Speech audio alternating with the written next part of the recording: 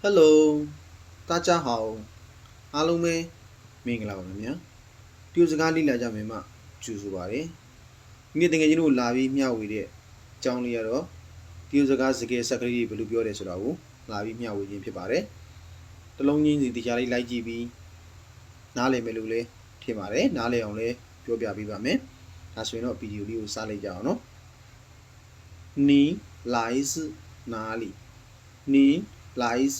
哪里？မင်းဘယ်ကလာလဲပေါ့နော်你来自哪里မင်းဘယ်ကလာလဲ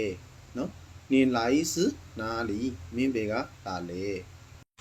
ဟုတ်ပြီနော်နောက်တစ်ခုနော်ခုနကပြောခဲ့တာ你来自哪里မင်းဘယ်ကလာလဲနော်ဟုတ်ပြီဒီခါကျတော့我来自缅甸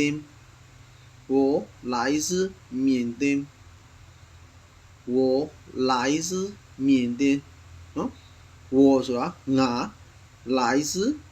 လာတာပေါ့နော်我来自缅甸ငါမြန်မာနိုင်ငံကလာတယ်ငါမြန်မာပြည်ကလာတယ်ပေါ့နော်我来自缅甸ဆိုရင်ငါမြန်မာနိုင်ငံကလာတယ်နော်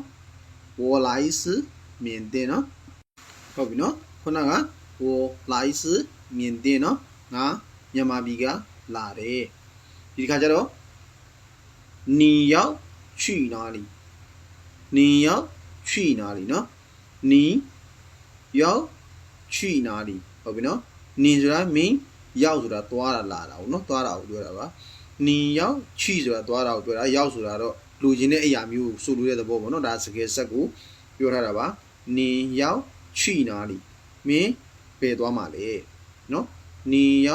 去哪里你要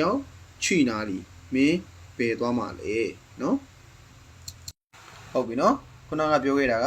你要去哪里နော်မင်းဘယ်သွားမလို့လဲနော်ဒီခါကျတော့我要去朋友家我要去朋友家နော်ငါတကယ်ချင်းသွားမလို့ပါငါတကယ်ချင်းသွားမလို့နော်ပြောလို့ရတယ်နော်我要去朋友家